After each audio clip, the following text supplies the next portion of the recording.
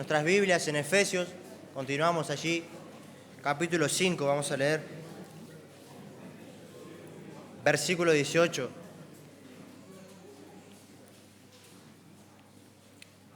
Le invito a que se ponga de pie si usted puede, en reverencia a la palabra del Señor, y leemos. Efesios capítulo 5, versículo 18, en adelante. No os embriaguéis con vino, en lo cual hay disolución. Antes bien, sed llenos del Espíritu, hablando entre vosotros con salmos, con himnos y cánticos espirituales, cantando y alabando al Señor en vuestros corazones, dando siempre gracias por todo al Dios y Padre, en el nombre de nuestro Señor Jesucristo. Amén. Oramos. Padre, gracias. Gracias, Señor, por estar aquí ante ti hoy. Te pido, Señor, que me ayudes, por favor, a mí a ser claro a tu iglesia, también a cada uno de mis hermanos, ayudándonos a estar atentos a tu palabra. Que seas tú obrando en nuestros corazones, te suplicamos, y nos ayudes a ver lo que dice tu palabra, Señor, lo que tú nos quieres enseñar. Gracias por este gran privilegio que tenemos y esta gran libertad de poder oír, leer y escuchar tu palabra. Alabamos y bendecimos tu nombre, en nombre de Cristo. Amén y amén. Pueden tomar sus lugares.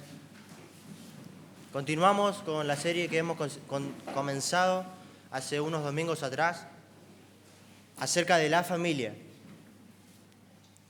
El diseño de Dios para la familia. Este es el segundo sermón de la serie.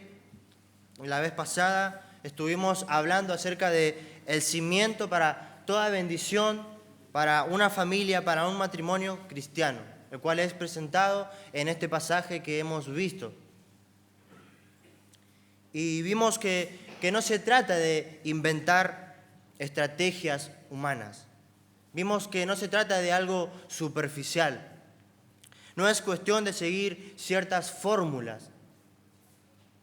Lo que nos dijo y nos dice el pasaje es que antes que nosotros podamos hablar de las esposas, antes de que nosotros podamos hablar de los esposos, antes de que nosotros podamos hablar de los padres y de los hijos, es que tenemos que establecer un cimiento para todas estas relaciones. ¿Y cuál es ese cimiento? El que hemos visto. Debemos ser llenos del Espíritu Santo, llenos de su palabra. Vimos allí ese paralelo con Colosenses.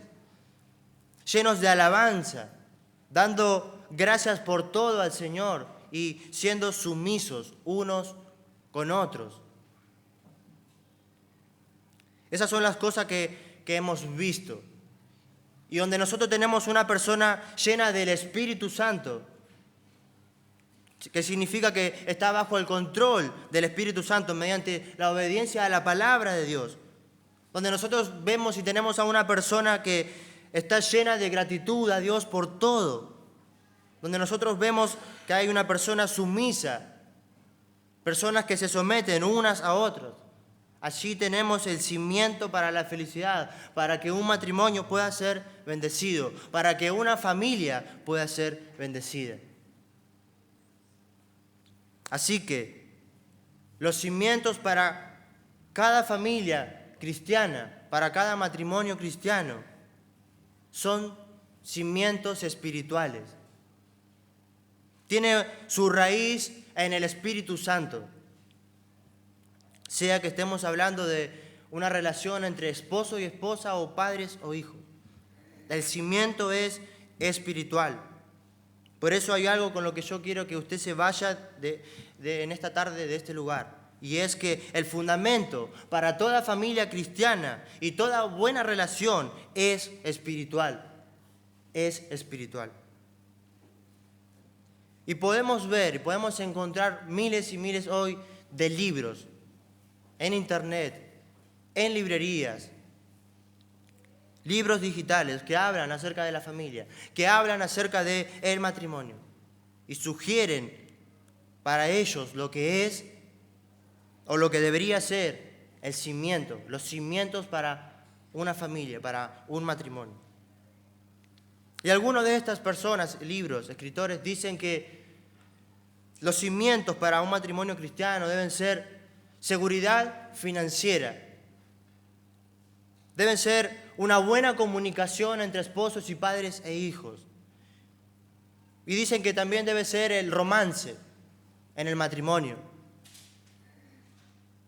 Pero los pilares que sostienen un matrimonio, que sostienen a una familia, no son seguridad financiera. No es una buena comunicación, no es el romance. Sí está bien que podamos planificar y administrar bien las finanzas. Sí que debemos tener una buena comunicación. Sí que debemos ser románticos. Pero ese no es el cimiento. Esos no son los pilares para tener un matrimonio cristiano como Dios dice que debe ser. Tiene que haber una relación correcta con el Espíritu de Dios, el cual va a resultar en gozo, el cual va a resultar en alabanza a Dios, el cual va a resultar en agradecimiento a Dios, el cual va a resultar en sometimiento unos a otros. Los cimientos de una familia realmente feliz, de una familia realmente bendecida, no son psicológicos, no son físicos, no son ni siquiera emocionales, son espirituales. Espirituales. Si nuestros hogares, mis hermanos, si mi hogar no está haciendo lo que debería ser, lo que Dios dice que debería ser, existe una razón del por qué no está haciendo nuestro hogar como debería ser. Y es porque lo que Dios requiere en su palabra no está siendo obedecido. Lo que Dios dice en su palabra no está siendo practicado en nuestras vidas.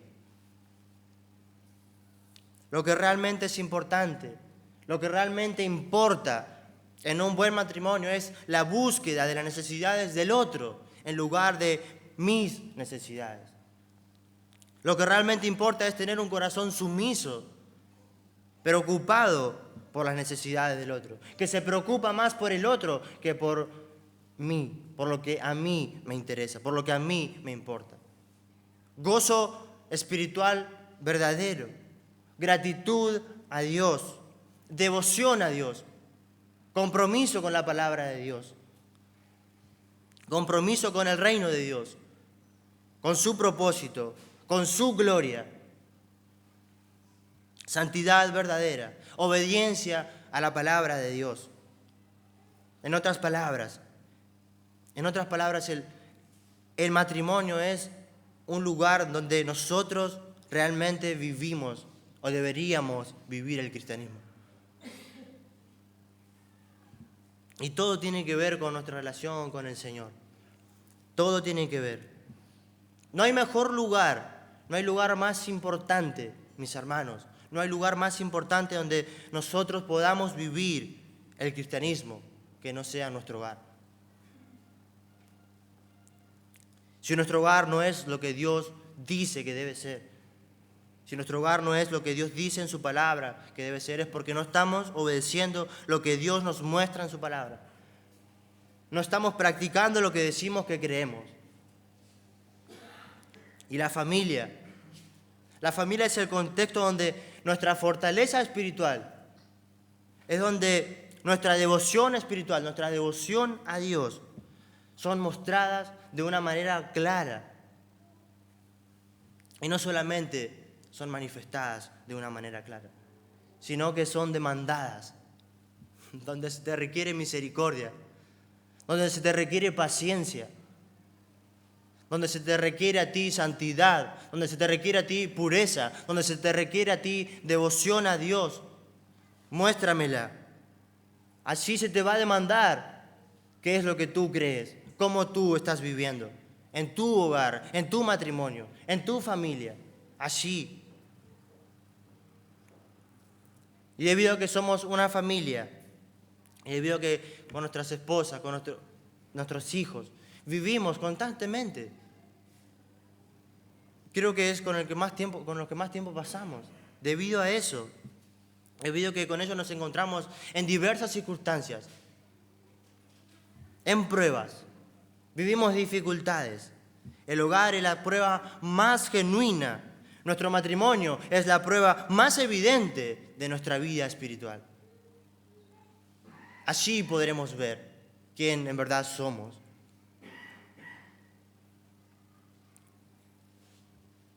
Y una pregunta aquí.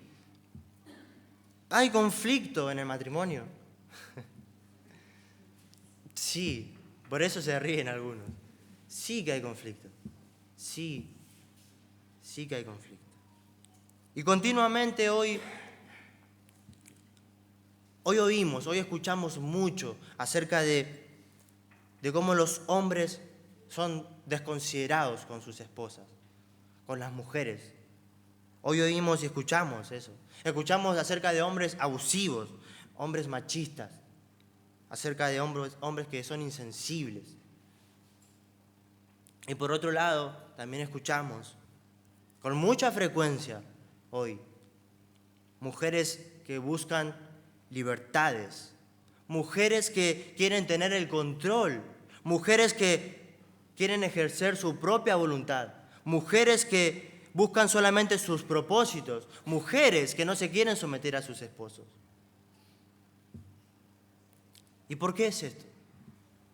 ¿Por qué sucede esto? Y sin duda lo sabemos, es el pecado. Sin duda lo sabemos, es el pecado. Pero me gustaría que vayamos a una parte maravillosa de las Escrituras, a Génesis capítulo 3. ¿De dónde viene este conflicto? Claramente sabemos de dónde viene. Sabemos que viene de nuestro egoísmo, sabemos que viene de nuestro orgullo, sabemos que viene del pecado personal. Sí, lo sabemos. Es lo que hace que las relaciones con nuestras esposas sean difíciles, que las relaciones con nuestros hijos sean difíciles. Pero para mí podría haber otro elemento en este conflicto que podría ser muy interesante que consideremos en este pasaje de Génesis capítulo 3. Y leemos, versículo 1. Dice: pero la serpiente era astuta, más que todos los animales del campo que Jehová Dios había hecho, la cual dijo a la mujer: ¿con que Dios os ha dicho, no comáis de todo árbol del huerto? Y la mujer respondió a la serpiente: del fruto de los árboles del huerto podemos comer, pero del fruto del árbol que está en medio del huerto, dijo Dios, no comeréis de él, ni le tocaréis, para que no muráis. Entonces la serpiente dijo a la mujer: no moriréis, sino que sabe Dios que el día que comáis de él, serán abiertos vuestros ojos, y seréis como Dios, sabiendo el bien y el mal. Y vio la mujer que el árbol era bueno para comer, y que era agradable a los ojos, y árbol codiciable para alcanzar la sabiduría. Y tomó de su fruto, y comió, y dio también a su marido, el cual comió así como ella. Entonces fueron abiertos los ojos de ambos, y conocieron que estaban desnudos. Entonces cosieron hojas de higuera, y se hicieron delantales. Y oyeron la voz de Jehová Dios, que se pasaba en el huerto al aire del día. Y el hombre y su mujer se escondieron de la presencia de Jehová Dios entre los árboles del huerto. Mas Jehová Dios llamó al hombre y le dijo: ¿dónde estás tú? Y él respondió: oí tu voz en el huerto, y tuve miedo, porque estaba desnudo, y me escondí. Y Dios le dijo: ¿quién te enseñó que estabas desnudo? ¿Has comido del árbol de que yo te mandé no comieses? Y el hombre respondió: la mujer que me diste por compañera me dio del árbol, y yo comí. Entonces Jehová Dios dijo a la mujer: ¿qué es lo que has hecho? Y dijo la mujer: la serpiente me engañó, y comí. Y Jehová Dios dijo a la serpiente: por cuanto esto hiciste, maldita serás entre todas las bestias y entre todos los animales del campo. Sobre tu pecho andarás, y polvo comerás todos los días de tu vida. Y pondré enemistad entre ti y la mujer, entre tu simiente y la simiente suya. Esta te herirá en la cabeza, y tú herirás en el calcañar. Versículo 16, quiero que notemos este pasaje, este versículo. A la mujer dijo Dios: multiplicaré en gran manera los dolores en tus preñeces. con dolor darás a luz los hijos. Y tu deseo será para tu marido, y él se enseñoreará de ti. Él se enseñoreará de ti. Amén a la palabra de Dios.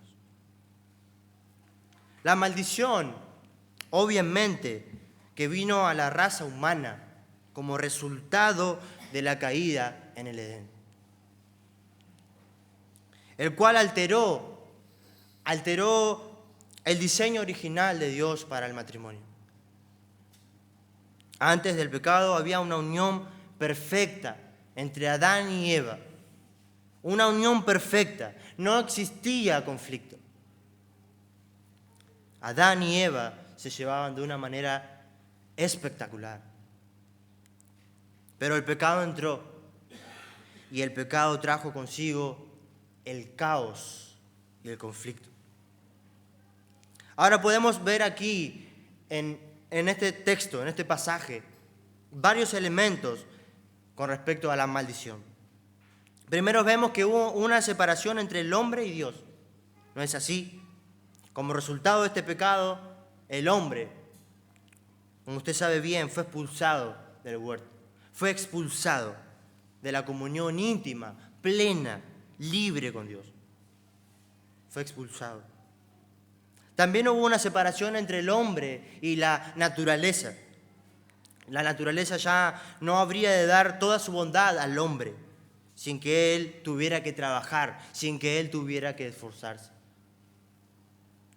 Ahora tenía que salir y mediante el sudor de su frente tenía que trabajar en la tierra y trabajar duro para hacer que la tierra le entregara una vez lo que antes le daba de una manera libre.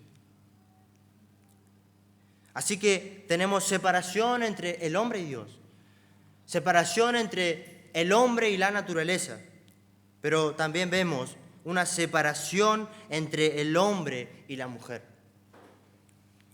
Y la parte clave de esta maldición para nosotros es al final del versículo 16. Nótelo allí, donde dice: tu deseo será para tu marido, y él se enseñoreará de ti. Es muy posible que esta declaración contesta la pregunta que nos hicimos. ¿Por qué es que hay tanto conflicto entre hombres y mujeres? ¿Por qué? Y viendo en primer lugar a los maridos, dice al final del versículo 16, que él se enseñoreará de la mujer. Él se enseñoreará de ti, dice. Esta palabra, enseñorearse, es una palabra que expresa soberanía. Es una palabra que expresa dominio. Quiere decir colocarse en un lugar alto. Entonces, el hombre, como resultado de la maldición, dice, va a dominarte. Va a dominarte. Y como resultado de la maldición, tú vas a desearlo. ¿Qué significa que lo va a desear? Según entiendo, la maldición va a afectar a todas las mujeres. Ha afectado, pero va a afectar a todas las mujeres, universalmente a las que han de nacer también. Por ejemplo, el dolor del parto es algo que una mujer no elige, sino que cuando va a dar a luz es algo que experimenta. Y lo recuerdo bien cuando presencié el nacimiento de mi hija, cuando me llamaron para estar en ese momento y pude ver cuánto dolor experimentaba mi esposa. Y en verdad vemos que es una realidad. Pero además dice que ella, la mujer, es maldecida con este deseo por su marido. ¿Qué es esto? ¿Qué significa esto? ¿Qué quiere decir? Bueno, en el único otro lugar que podemos encontrar esta palabra deseo es en el capítulo 4 mismo de Génesis. En el capítulo 4. Es la única ocasión en que es usada en todo el libro esta palabra. Y dice en el capítulo 4 de Génesis, el versículo 7, a la mitad del versículo: el pecado está a la puerta. Con todo esto, a ti será tu deseo, y tú te enseñorearás de él, dice. ¿De qué se está hablando aquí en este texto? Se está hablando de Caín. Quizás muchos de ustedes conocen la historia. Caín. Caín ofreció un sacrificio a Dios que Dios no aceptó porque no era lo que Dios pidió. Entonces él se enojó. Estaba enojado, ofendido. Y dice que vino Dios y le dijo a Caín: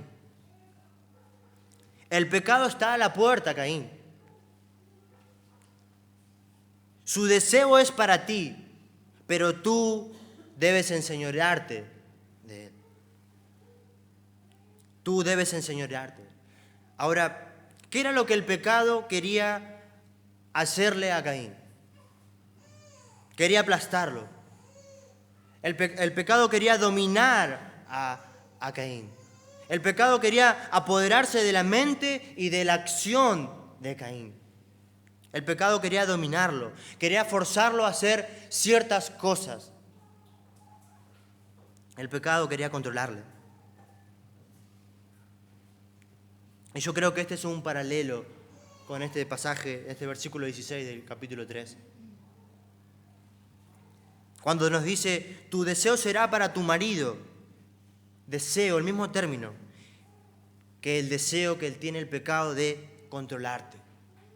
Es el mismo término, es la misma palabra.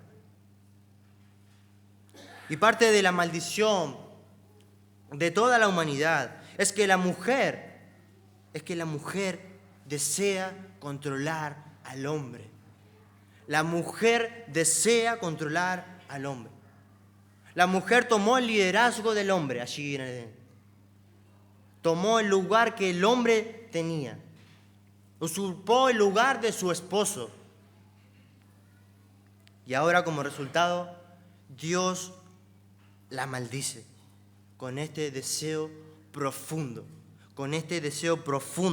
innato de querer controlar a su marido. Sobrepasarlo, no simplemente ser igual a él, no, sino ir más allá, sobrepasar la autoridad de su esposo. Entonces, desde ese momento histórico, porque esto ocurrió, esto no es un libro de cuentos como muchos piensan, esto ocurrió, mis hermanos. Este evento de Génesis ocurrió, no que la serpiente era como un dibujito, esto ocurrió. La mujer lo hizo, el hombre lo hizo, pecaron, esto es lo que Dios dijo, este es el resultado de la caída, esto ocurrió. Y desde ahí, desde ese momento, es que la mujer en su pecado tiene la tendencia en sí misma de querer controlar al hombre. Lo quiere controlar. Pero la maldición también tuvo un efecto sobre el hombre, dice. ¿Cuál es? El hombre busca dominar. El hombre busca dominar. Cuando la mujer trata de manipularle, de dominarlo, ¿cuál va a ser el resultado? El hombre va a tratar de controlar, tratando de aplastar a la mujer. Él quiere ser el soberano absoluto sobre la mujer. Y entonces nos preguntamos aquí. Aquí nos preguntamos, ¿por qué es que hoy existe un movimiento de liberación feminista? ¿Por qué es que el hombre se siente muy macho, como decimos, se dice, muy macho, y quiere mostrar su machismo imponiéndose sobre la mujer? ¿Por qué es? Porque esa es la manera en que la depravación humana se revela a sí misma. Esa es la manera en que se revela nuestra depravación humana. Las mujeres buscando dominar y los hombres deseando reprimir a las mujeres. Esto se manifiesta en todo momento de conflicto en el matrimonio. ¿No es así, mis hermanos? La mujer no está dispuesta a someterse, sino que ella desea controlar a su esposo, al hombre. Y ella quiere ejercer su individualismo, su voluntad. Y el hombre quiere ser el rey. El hombre quiere ser el rey. Y su liderazgo puede llegar a ser opresivo e insensible. Opresivo e insensible. Así que la razón y el origen de las batallas entre los sexos se encuentra en Génesis 3. Con la caída y la maldición de la raza humana. Aquí está la razón y la batalla entre el hombre y la mujer. Entonces, si hay machismo en todo el mundo, y lo vemos a lo largo de toda la historia humana, que hubo y que hay machismo. Si hay un movimiento de liberación feminista, femenino, en todo el mundo, y lo mismo ha sucedido a lo largo de toda la historia humana. Todo esto es lo que muestra el efecto de la maldición y de el pecado. El efecto que ha surtido el pecado y la maldición. Y la pregunta es, ¿cómo puede sobrevivir un matrimonio, una familia, a este tipo de conflicto? ¿Cómo puede sobrevivir a este tipo de conflicto? ¿Cómo puede funcionar un matrimonio? ¿O cómo pueden los hijos encontrar paz en este contexto? Y ya lo hemos respondido. Cuando hay dos personas que han conocido a Cristo. Cuando tú tienes un hombre y una mujer que han conocido a Cristo, que aman a Dios, cuyas vidas han sido transformadas por el poder del Evangelio, que se caracterizan por ser llenas del Espíritu, llenas de la palabra de Dios, donde ellos abunda gratitud a Dios, donde en ellos abunda gozo por su salvación, agradecidas, personas sumisas las unas para con las otras. Y esto es una transformación espiritual. Es una transformación interior. Ahora, conforme vimos nuestro texto de Efesios, ya hemos hablado acerca de las bases, del cimiento. Y luego Pablo, en el versículo 22, que veremos en el próximo sermón, él va a entrar en un momento en que va a hablar de la conducta específica de las esposas. Y él nos va a hablar de la esposa. Y luego él nos va a hablar del marido, de los esposos. Y luego va a hablar acerca de los hijos. Y luego va a hablar acerca de los padres. Y eso lo vamos a ver en detalles a lo largo de los sermones que, si Dios lo permite, veremos. Pero antes de que hagamos eso, quisiera que tomáramos un momento aquí para poder considerar el tipo de mundo, la época en la cual Pablo escribió Efesios, esta carta. Porque algunos pueden llegar a pensar en este momento, ahora allí sentados, que lo que Pablo escribió en Efesios, ya eso fue hace mucho tiempo atrás. ¿Hace cuánto? Y que eso tiene muy poco que decirnos a nosotros. O que aplica muy poco hoy a nuestro tiempo actual. Bueno, mis hermanos, la Biblia fue escrita en un tiempo y en un contexto que demanda nuestra comprensión. Y eso es lo que quiero llevarlos hoy, que podamos comprender ese contexto en el que Pablo escribe. Y entonces me gustaría reconstruir un poco algo de la escena en la cual Pablo estaba escribiendo. Y veremos paralelos sorprendentes con la actualidad que estamos viviendo hoy. Así que me gustaría hablar un poco acerca de los judíos.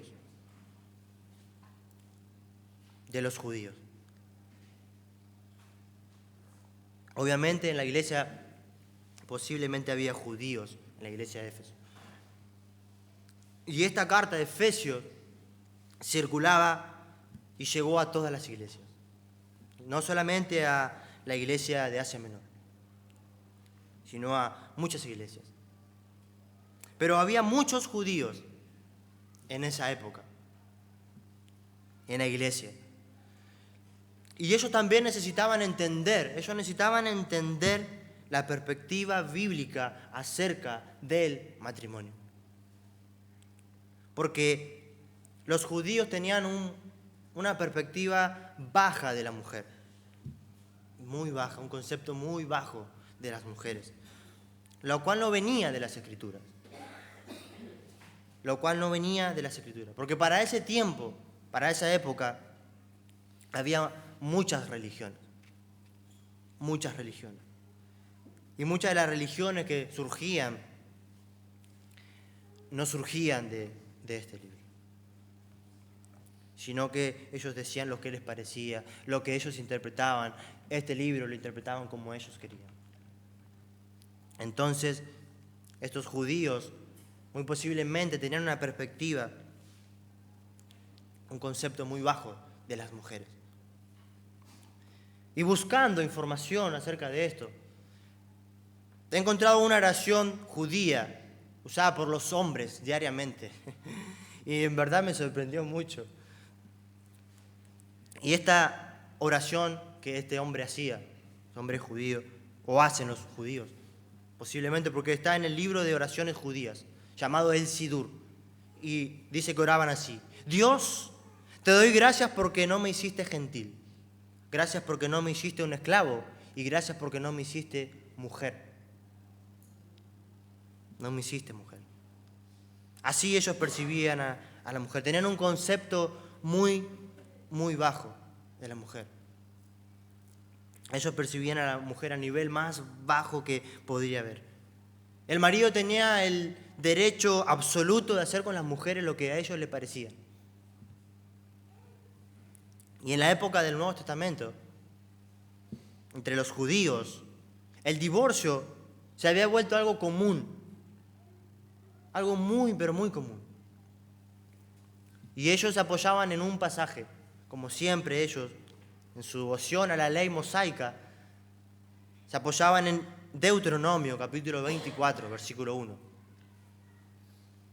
Y ellos citaban este pasaje que dice: cuando alguno tomare mujer y se casare con ella, si no le agradare por haber hallado en ella alguna cosa indecente, le escribirá carta de divorcio y se la entregará en su mano y la despedirá de su casa. Y ellos tomaban este texto como un mandato o como un permiso.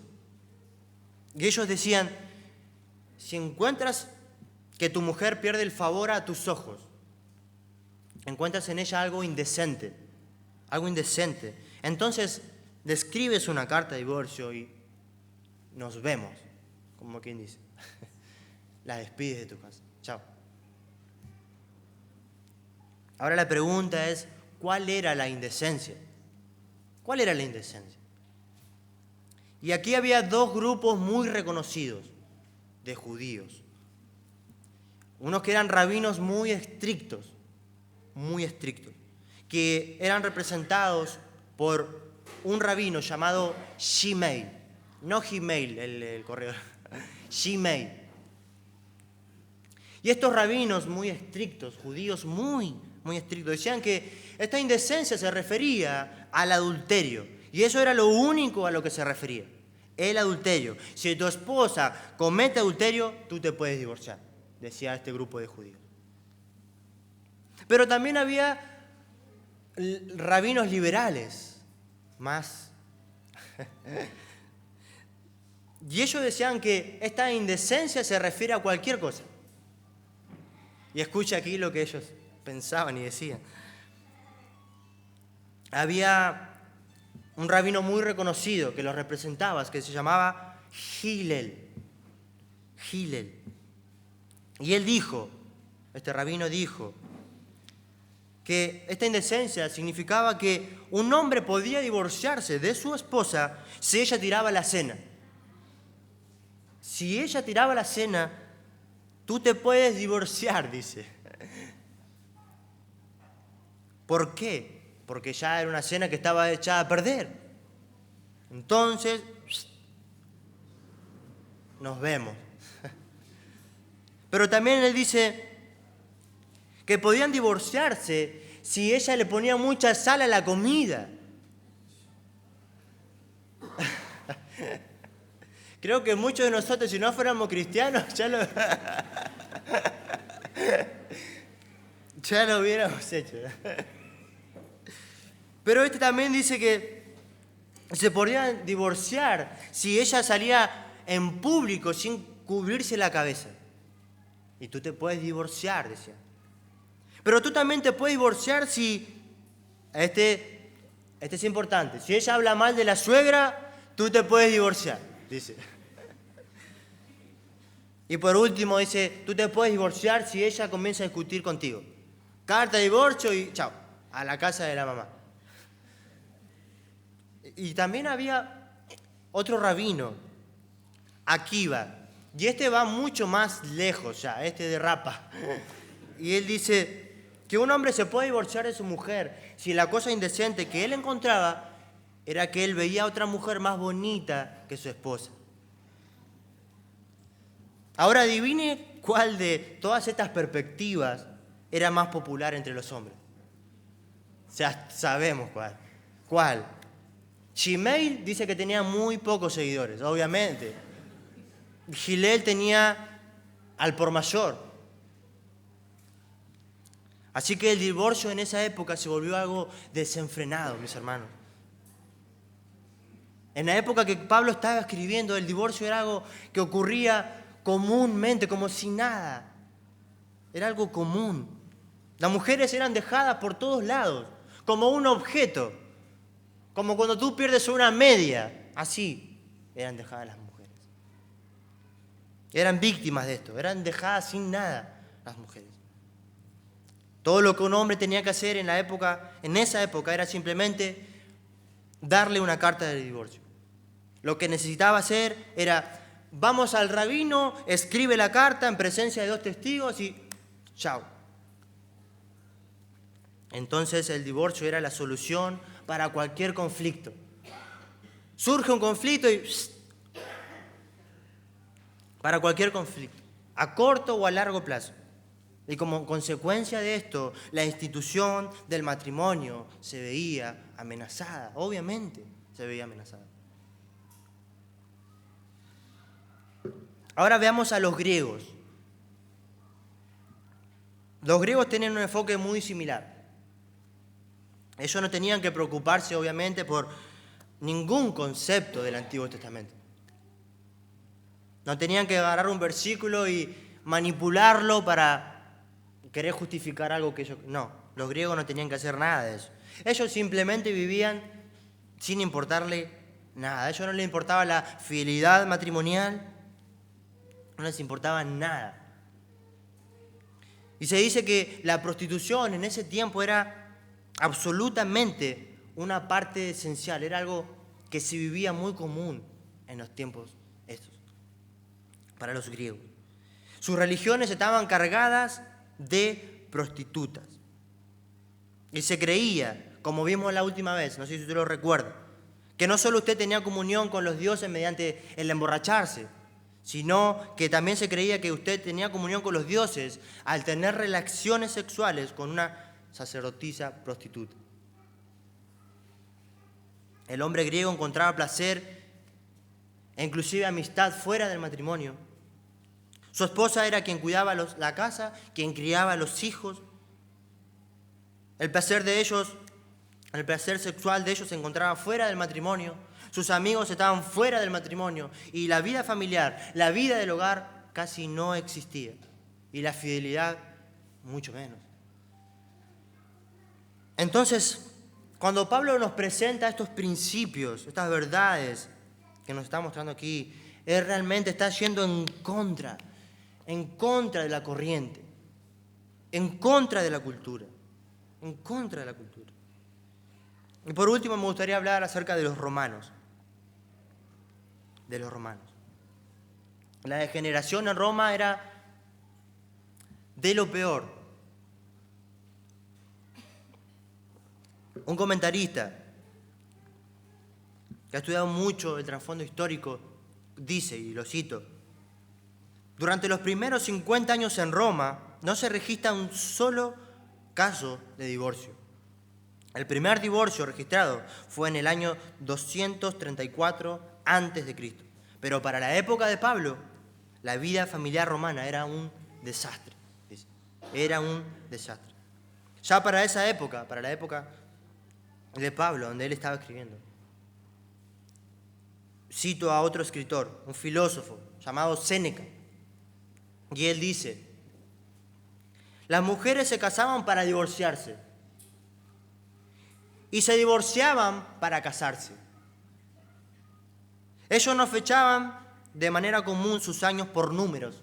Escuche esto. Fechaban sus años por dos cosas. Los hombres fechaban sus años por los nombres de los cónsules romanos que gobernaban, y las mujeres por el número de maridos que han tenido. Otro escritor, Carcopino, quien escribió un libro llamado La vida cotidiana en Roma, dice que en ese tiempo había un feminismo desenfrenado.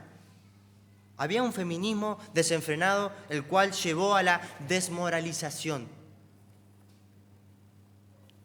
Desmoralización.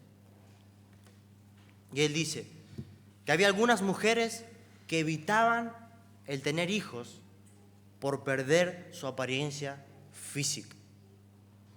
Suena familiar todo esto, ¿no es así? Dice que algunas de estas mujeres se enorgullecían por estar al mismo nivel en todo sentido con respecto a sus maridos. Y dice que incluso ellas estaban involucradas en pruebas de fuerza junto con ellos. Entonces allí había mujeres involucradas en fortalecer su cuerpo para poder competir con sus maridos. Algunas mujeres vivían vidas independientes de su marido y nunca se apenaban por estar en un mundo masculino para competir con eso. Y sigue diciendo Carcopino: al final del siglo II, muchos matrimonios romanos no tenían hijos. No tenían hijos. Dice, las mujeres no querían estar en el hogar. Y esta es la manifestación de la maldición que hablábamos. Las mujeres no quieren, ellas querían dominar, ellas eran desafiantes y comenzaban a meterse en lugares, en áreas donde solamente les correspondía a los varones, a los hombres. Ellas se esforzaban por ser rivales de los hombres, querían vencerlos en todas las áreas que fuese posible. ¿No nos suena familiar todo esto?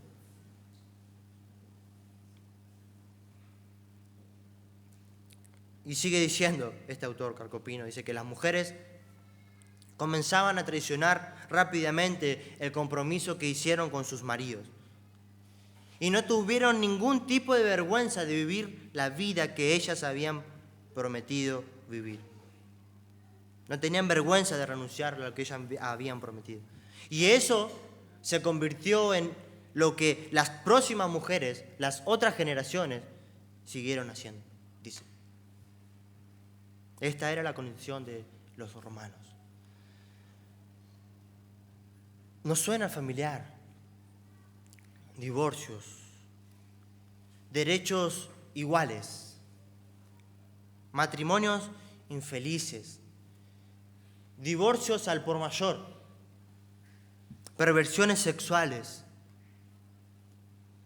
Este es el contexto donde Pablo está escribiendo a Efesios. Y él está llamando a los hombres, y él está llamando a las mujeres a vivir un tipo de vida que era absolutamente opuesto al lugar que ellos vivían. Ellos les estaba llamando a vivir contra la cultura. Es importante que reconozcamos lo que hoy tenemos en la actualidad. ¿Qué es lo que tenemos hoy en la actualidad? Es un montón de personas que están demandando hacer lo que ellos quieren. Lo que ellos quieren, demandan.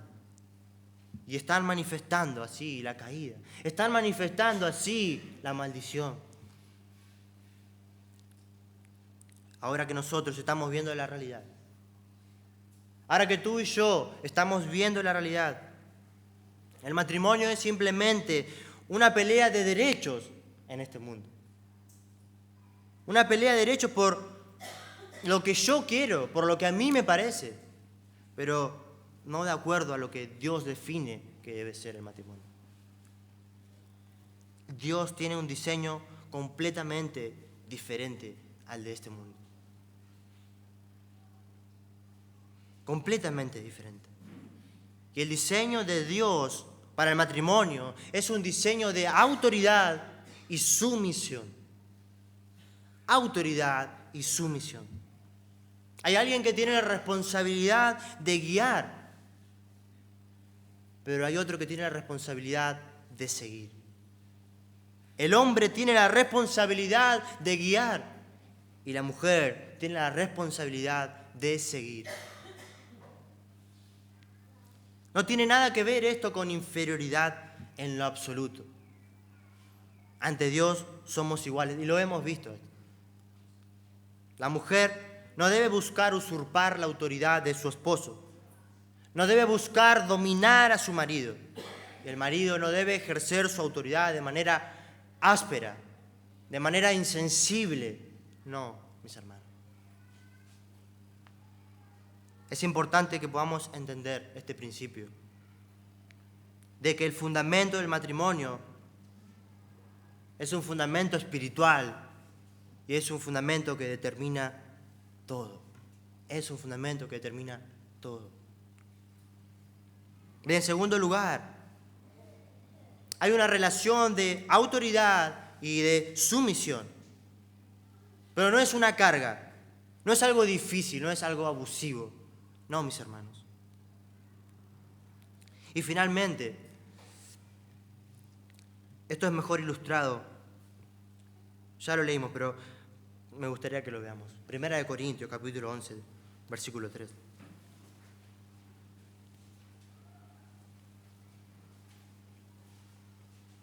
Primera de Corintios, capítulo 11, versículo 3. Dice: